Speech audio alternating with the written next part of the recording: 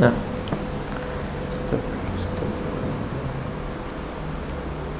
Assalamualaikum warahmatullahi wabarakatuh. Innal hamdalillah nahmaduhu wa nasta'inuhu wa nastaghfiruh wa nastansuruhu wa nastahdihi wa nastaghfiruh.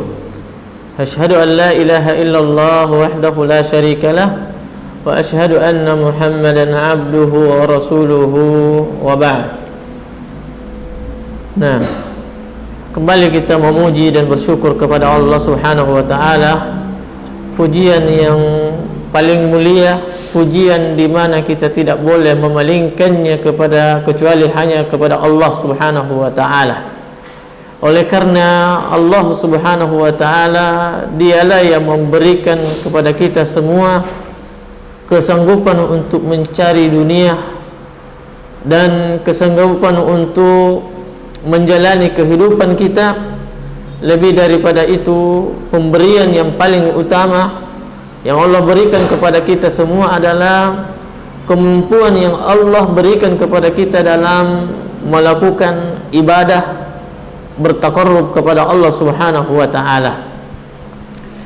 Salam beserta salawat kita haturkan kepada Rasulullah sallallahu alaihi wasallam, yang Rasulullah sallallahu alaihi wasallam adalah satu-satunya manusia yang wajib bagi kita semua untuk menerima kabar apa saja yang datang darinya.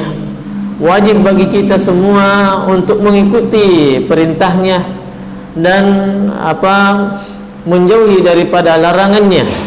Wajib bagi kita semua untuk mengikuti cara beliau beribadah kepada Allah Subhanahu wa taala serta cara beliau untuk dalam bermuamalah dan berakhlak terhadap sesama ataupun kepada Allah Subhanahu wa taala. Manusia satu-satunya yang kita harapkan syafaatnya di kemudian kelak, yang manakala kita tidak memperoleh pengakuan dan syafaat darinya, maka tidak ada yang kita harapkan dari syafaat yang lainnya, syafaat dari manusia lainnya, bagaimanapun mulianya orang tersebut. Kembali kita lanjutkan bahasan tafsir kita. Sekarang kita masuk pada surat Al-Lail. Surat Al-Lail adalah surat yang termasuk daripada surat-surat yang diturunkan sebelum Nabi sallallahu alaihi wasallam berhijrah ke Madinah. Nah, Allah Subhanahu wa taala sebagaimana surat-surat sebelumnya dimulai dengan sumpah, maka ayat dan surat ini pun dimulai dengan sumpah. Wal laili iza yaghsha, demi malam yang menyelimuti siang dengan kegelapannya. Demi malam yang menyelimuti siang dengan kegelapannya, menyelimuti malam pagi bumi menyelimuti langit dengan kegelapannya. Wan nahari iza tajalla, dan demi siang yang menyingkap malam itu kegelapan. Nah, yang menyingkap kegelapan. Wa ma khalaqaz zakara wal unsa. Nah, dan apa yang diciptakan Allah Subhanahu wa taala, dan demi apa yang diciptakan oleh Allah Subhanahu wa taala dari laki-laki ataupun perempuan, ataupun perempuan. Beliau sini wa kullu zakarin wa kullu unsa, yaitu Adam wa Hawa, wa kullu zakarin wa kullu unsa. Dan demi apa yang diciptakan oleh Allah Subhanahu wa taala, baik itu Adam ataupun Hawa, dan seluruh laki-laki dan perempuan, atau yang berada di antara keduanya, yaitu orang yang memiliki dua jenis kelamin, memiliki dua jenis kelamin. Nah, maka semua itu adalah ciptaan Allah Subhanahu wa taala yang Allah bersumpah tentang mereka, kita semuanya. Allah bersumpah. Kenapa? Karena di sana ada keagungan Allah, tanda keagungan Allah, tanda kebesaran Allah Subhanahu wa taala, yang menjadi sebuah tangga dengannya kita bisa mendekatkan diri kepada Allah Subhanahu wa taala melalui ibadah. Tidaklah seseorang mampu atau dikatakan bahwa orang tersebut telah dekat dengan Allah kecuali orang tersebut banyak melakukan ibadah kepada Allah. Sekedar penampilan dengan gaya dan model orang-orang soleh itu tidak cukup dikatakan kita ini orang yang soleh, orang yang dekat kepada Allah, orang yang diridhai dengan Allah oleh Allah Subhanahu wa taala. Diridhai oleh Allah Subhanahu wa taala tidak. Tetapi berapapun sahabat kita, contoh idola yang kita jadikan sebagai ikutan dalam hidup kita, semua itu tidak memiliki faidah kecuali kita mengikuti mereka dalam hal ibadah yang diridhoi oleh Allah Subhanahu wa taala. Faidah besar pahalanya bagi orang yang banyak temannya dengan orang-orang soleh, banyak temannya dengan ustadz-ustadz yang luar biasa keilmuannya, tapi itu tidak akan memperoleh kebaikan pada diri kita saat kita tidak beribadah sebagaimana mereka beribadah kepada Allah. Saat kita tidak beribadah sebagaimana mereka beribadah kepada Allah Subhanahu wa taala. Apa yang membuat kita takjub dengan perbuatan mereka? Seharusnya kita hendaknya mencontoh kebaikan mereka. Janganlah kita kebaikan mereka justru kita dilalaikan dengan hanya naik level sekedar cinta kepada mereka, sekedar cinta kepada mereka. Karena cinta itu cinta itu akan membawa kecelakaan pada diri kita saat kita tidak membarenginya dengan apa? Dengan pengagungan dan penghinaan di hadapan Allah Subhanahu wa taala. Apa gunanya kita cinta sama Allah, rindu kepada Allah, tapi tidak ada yang dilahirkan cinta kita, kerinduan kita, pengagungan kita kepada Allah dari ibadah-ibadah yang disunnahkan, yang diperintahkan oleh Allah Subhanahu wa taala. Tidak ada faedahnya.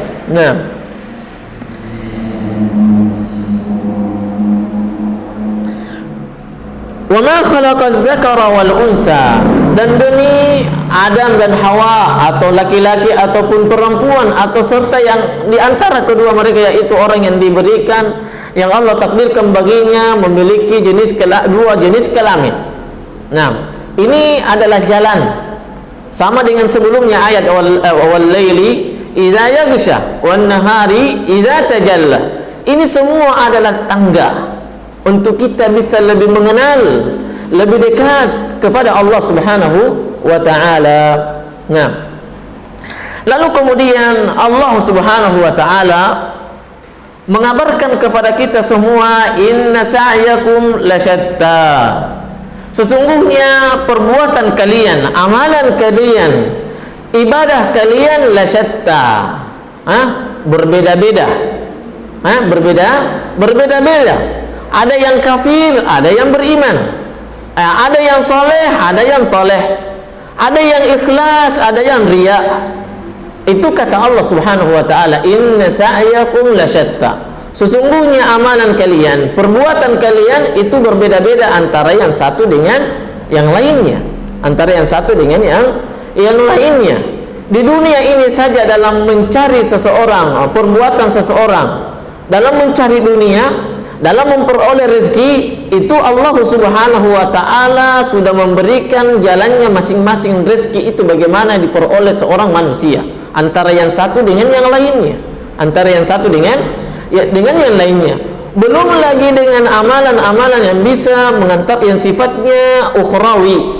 Maka di sana inna sa'yakum lasyatta, sesungguhnya amalan kalian, perbuatan kalian, ibadah kalian, sedekah kalian, salat kalian, seluruh rangkaian-rangkaian ibadah yang dilakukan seorang muslim dengan muslim lainnya itu lasyatta, berbeda-beda. Ahli tafsir, para mufassirun menyebutkan bahwa apa? Mulai dari ayat pertama sampai inna sa'yakum lasyatta, ini ayat ini diturunkan mengenai Abu Bakar radhiyallahu taala anhu. Radhiyallahu taala anhu. Bagaimana Abu Bakar radhiyallahu taala anhu, apa yang diperbuat oleh Abu Bakar radhiyallahu taala sehingga Allah menurunkan ayat ini, dari awal surat hingga ayat ini, inna sa'yakum lasyatta wal laili idza yaghsha wan nahari idza tajalla wa ma khalaqaz zakara wal unsa inna sa'yakum lasyatta. Ini ayat diturunkan sebab turunnya adalah Abu Bakar. Bagaimana dia? Tatkala Abu Bakar radhiyallahu taala melewati siapa? Melewati Bilal radhiyallahu taala anhu bin Rabah. Bilal ibnu Rabah yang disiksa oleh siapa? Saat itu dia disiksa. Bilal ini orang miskin. Orang miskin, kulitnya hitam. Ya, kita tahu semua ciri khasnya Bilal. Bagaimanapun buruknya rupanya, hitamnya kulitnya, bagaimanapun rendahnya ekonominya, namun ternyata dia adalah makhluk Allah subhanahu wa ta'ala, hamba Allah subhanahu wa ta'ala, yang suara terompanya saja lebih duluan masuk surga daripada orangnya. Menunjukkan bahwa kemuliaan ini hanya diperoleh melalui ibadah, bukan diperoleh melalui harta. Diperoleh melalui harta. Makanya tatkala Nabi sallallahu alaihi wasallam dimi'rajkan ke langit, kemudian jalan-jalan bersama Jibril ke dalam surga, maka dia pun mendengarkan terompa Rasulullah sallallahu alaihi terompa Bilal radhiyallahu taala anhu. Tatkala pulang dari sana, dari langit, ya, rekreasi imaniyah, maka Rasulullah SAW bertanya kepada Bilal, wahai Bilal, amalan apa yang paling sering, yang paling kamu cintai, senantiasa kamu lakukan? Maka Bilal radhiyallahu taala anhu tidak menyebutkan bahwa saya ini qiyamul lail tiap malam, saya ini duduk terus dalam majelis paling depan, saya ini sholatnya di saf yang pertama, setiap saatnya, setiap waktu sholat saya yang pertama, saya yang azan terus. Kita kan kenal bahwa Bilal radhiyallahu taala anhu salah satu daripada muazzin Rasulullah sallallahu alaihi wasallam. Salah satu daripada muazzin, tukang azannya Rasulullah sallallahu alaihi wasallam. Namun tidak pernah tatkala ditanya oleh Rasulullah SAW amalan apa yang paling favorit, yang paling pamungkas sehingga suara terompamu itu sampai terdengar di surga itu, maka Bilal radhiyallahu taala anhu, dia bilang, saya tidak tahu amalan apa yang saya lakukan Rasulullah. Saya tidak tahu amalan apa itu. Hanya saja yang saya lakukan itu adalah apa? Adalah ketika saya setiap selesai berwudu, maka saya salat sunnah 2 rakaat. Yang kata para ulama, salat sunnah wudu. Salat sunnah wudu. Ini bid'ah atau bid'ah tidak bid'ah? Bid'ah atau tidak? Tidak. Kenapa tidak? Karena dia diberikan ikrar, pengakuan oleh Nabi sallallahu alaihi wasallam. Diberikan pengakuan. Nabi sallallahu alaihi wasallam tahu seandainya dia bid'ah, maka Nabi mengatakan, jangan lakukan wahai Bilal, saya tidak sunnahkan sama antum, saya tidak perintahkan sama antum. Dia tidak bid'ah. Kenapa tidak bid'ah? Karena Nabi yang tidak membid'ahkan, dia diamkan. Maka apa saja yang dilakukan oleh sahabat saat Nabi sallallahu alaihi wasallam hidup, kemudian Nabi tidak menegurnya, maka itu semua adalah sunnah. Adalah sunnah. Masuk daripada bagian apa? Sunnah takririyah. Nah, maka Bilal radhiyallahu taala anhu mengatakan, hanya itu ya Rasulullah, saya tidak tahu amalan apa yang paling pamungkas bagi saya. Tidak hebat, dia tidak sebutkan kehebatannya dalam qiyamul lail, azannya setiap waktu, salatnya di saf paling pertama, dia tidak sebutkan. Dia tidak sebutkan. Tetapi nikmat Allah subhanahu wa ta'ala, dan menurut faedah yang kita ambil dari kisah ini tentang Bilal, ibadah Bilal yang bisa mengantarkan suara terompanya sampai ke dalam surga adalah apa dia?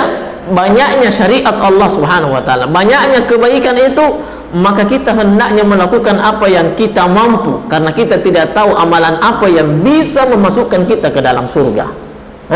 Boleh jadi qiyamul lail itu adalah amalan ibadah yang paling mulia setelah salat fardu. Bersedekah kepada orang itu amalan yang sangat agung. Tapi ternyata di sana tidak membuat amalan kita tersebut, amalan yang agung ini tidak membuat kita masuk surga melaluinya.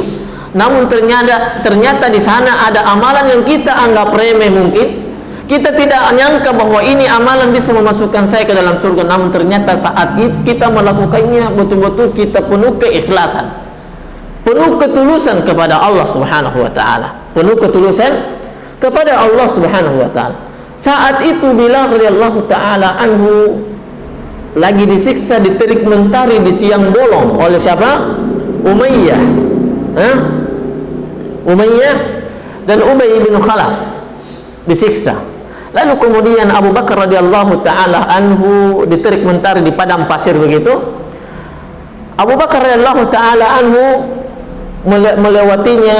Lalu kemudian Abu Bakar mengatakan, bolehkah saya membeli budak ini? Bolehkah saya membeli budak ini? Maka siapa? Umayyah mengangkat harganya dari 2 kali lipat harga budak itu dari sebagaimana lazimnya. Maka Abu Bakar pun menambahinya. Lalu kemudian Abu Bakar berkata, seandainya Abu Bakar orang-orang tadi Quraisy itu yang menyiksa Bilal radhiyallahu taala anhu, wahai Abu Bakar, dia berkata kepada wahai Abu Bakar, sesungguhnya seandainya saya mau budak ini saya mau jual yang paling rendah harganya. Maka Abu Bakar pun menimpalinya, karena itu bahasa ejekan kepada Bilal, bahasa rendahan kepada Bilal. Maka Abu Bakar radhiyallahu taala pun mengatakan kepada mereka ini yang menyiksa Umayyah dengan Ubay bin Khalaf, dia bilang, seandainya pun kalian juga mengangkat lebih daripada itu harga Bilal, harga dia sebagai budak, maka saya pun akan membelinya. Maka saya pun akan membelinya harga itu walaupun mahal daripada siapa? Jiwanya Bilal radhiyallahu taala anhu. Perhatikan dua perbuatan dengan sebab turunnya ayat ini, satu yang menyiksa, satu yang memuliakan Bilal radhiyallahu taala anhu. Inna sa'yakum lasyatta.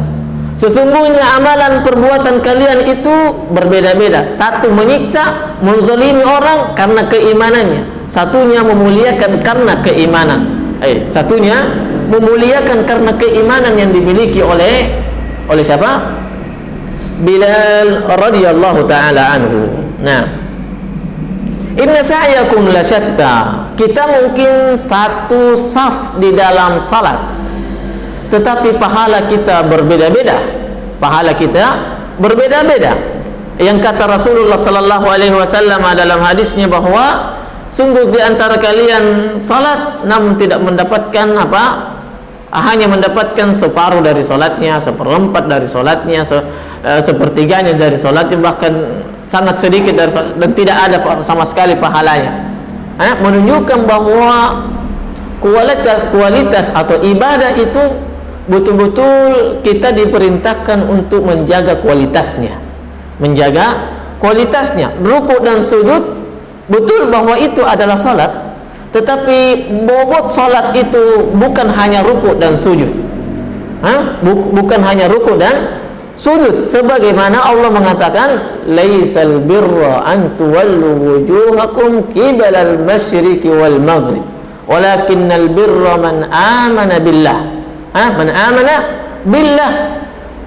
Bukanlah kebaikan itu tatkala kalian memalingkan wajah kalian ke arah barat dan ke arah timur.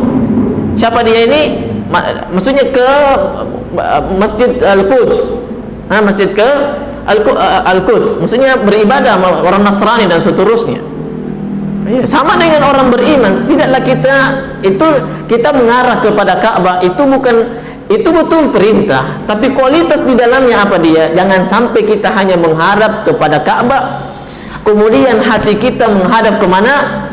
Menghadap ke barat saat ini, kemudian hati kita menghadap ke timur. Maka itu adalah kualitas. Seharusnya ibadah seseorang di mana dia arahkan hatinya, di mana dia arahkan wajahnya, dirinya, maka hendaknya juga dia arahkan hatinya ke sana. Maka di saat itulah mungkin bobot kualitas ibadah kita meningkat di hadapan Allah Subhanahu wa ta'ala. Nah, inna sa'yakum lasyatta. Sebab yang kedua disebutkan dalam sebab para ahli tafsir menyebutkan sebab diturunkannya ayat ini.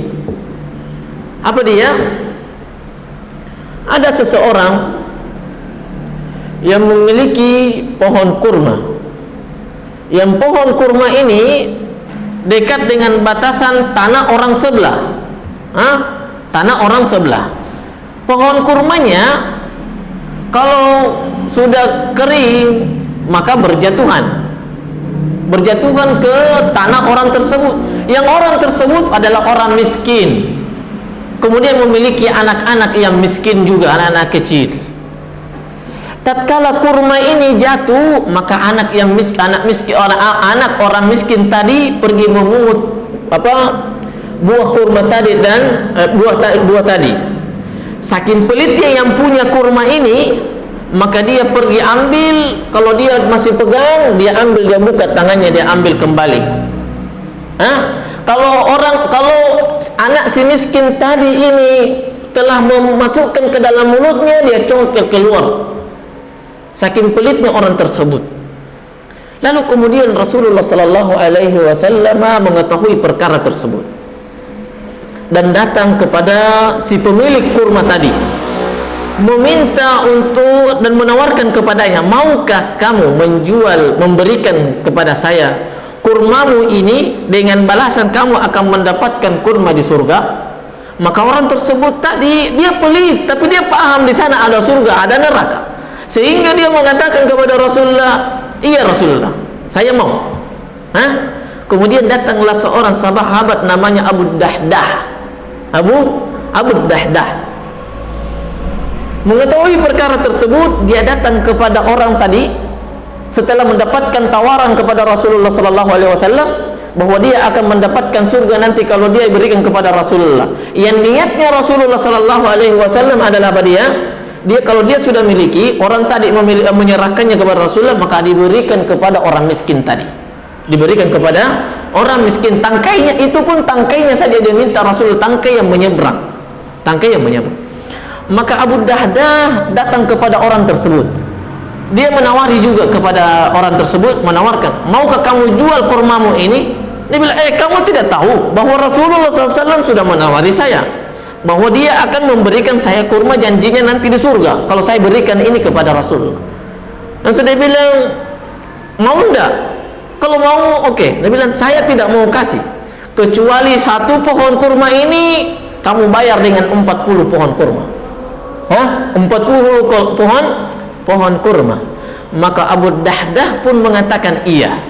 Abu Dahdah pun mengatakan kepada iya. Lalu kemudian berlarilah Abu Dahdah kepada Rasulullah sallallahu alaihi wasallam. Wahai Rasulullah, kurma itu adalah milikku. Dan silakan engkau ambil dan berikan kepada orang tersebut, orang miskin tadi. Perhatikan, satu tadi menginginkan kepada Rasulullah sallallahu alaihi wasallam balasannya. Tapi yang ini Abu Dahdah menginginkan dua, hanya kepada surga dan tidak mau berbagi dengan sesama makhluknya. Namun Abu Dahdah dia ingin berbagi dan tentunya lebih daripada apa yang diinginkan orang tadi yang pelit itu.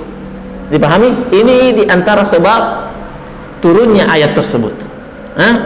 Siapa Abu Bakar dengan Abu Dahdah dengan pemilik kurma kepada yang diminta oleh Rasulullah sallallahu alaihi wasallam. Nah, inna sa'yakum lasyatta, dan ini adalah apa?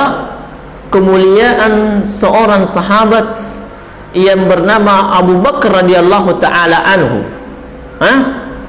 Yang bernama Abu Bakar radhiyallahu taala anhu. Bahwa dia diturunkan, sebab diturunkannya ayat ini karena Abu Bakar radhiyallahu taala anhu, atau karena siapa? Tadi Abu Dahdah radhiyallahu taala anhum ajmain. Nah, inna sa'yakum lasyatta, sesungguhnya amalan kalian, perbuatan kalian itu berbeda-beda. Ada orang beramal, berbuat untuk surga dengan melakukan ketaatan tentunya. Ada orang yang berbuat dan beramal yang amalannya itu justru mengantarkannya kepada neraka. Kepada neraka. Fa amma man a'ta wattaqa. Siapa yang memberi, tidak pelit. Itu orang pelit. Tadi berarti ini kisahnya dua, ada kemiripan. Ada kemiripan. Fa amma man a'ta wattaqa. Siapa yang memberi, tidak pelit, dari apa yang dia miliki dari hartanya. Nah, yang kemudian ulama menyebutkan a'ta di sini apa yang dia maksud? A'ta, sebagian ahli tafsir mengatakan siapa yang memberi dari kebaikan apa saja. Kemudian penafsiran yang lain menyebutkan bahwa a'ta di sini adalah apa? Ma fadula minal mal, lebih-lebihnya harta yang kita miliki. Kelebihan harta kita beri kepada orang, tidak ditampung di dalam kantongnya sendiri. Itu di antara penafsiran para ulama kalimat a'ta. Nah, fa amma man a'ta wattaqa, siapa yang memberi hak Allah Subhanahu wa taala, boleh tafsirkan di sini. Apa itu memberi hak Allah di sini? Ibadah. Sesuai penafsiran di sini adalah ibadah. Apa hak Allah? Allah yusyrika bihi syai'a. Hendaknya seorang hamba itu tidak mensyarikatkan Allah Subhanahu wa taala. Apa hak Allah? Adalah ibadah kepadanya. Apa hak Allah? Adalah seluruh rangkaian ibadah-ibadah yang dicontohkan oleh Allah dan dicontohkan oleh Rasulullah dan diinginkan oleh Allah Subhanahu wa taala. Wattaqa, dan bertakwa kepada Allah Subhanahu wa taala. Jangankan tadi orang yang memiliki harta, kemudian diperintahkan di sini fa amma man a'ta wattaqa, dan bertakwa. Jangankan kita memiliki harta kemudian kita diperintahkan memiliki harta kemudian kita diperintahkan untuk bertakwa, tidak. Bagaimana takwa kita saat kita memiliki harta? Membelanjakannya di jalan Allah, membelanjakannya di dalam ketaatan kepada Allah, memberikannya kepada orang yang membutuhkan. Ini di antara bentuk ketakwaan kita dalam hal harta. Namun kemudian bukan hanya dalam hal dunia kita dibutuhkan, kita diperintahkan untuk bertakwa, tidak. Tetapi saat kita pun beribadah, salat, berhaji, berumrah, apa saja ibadah-ibadah yang kita lakukan, maka di sana kita dibutuhkan ketakwaan. Karena takwa inilah yang membuat ibadah kita, perbuatan kita bernilai di hadapan Allah Subhanahu wa taala. Subhanakallahumma rabbana wa bihamdik, asyhadu an la ilaha illa anta astaghfiruka wa atubu ilaik. Assalamualaikum warahmatullahi wabarakatuh.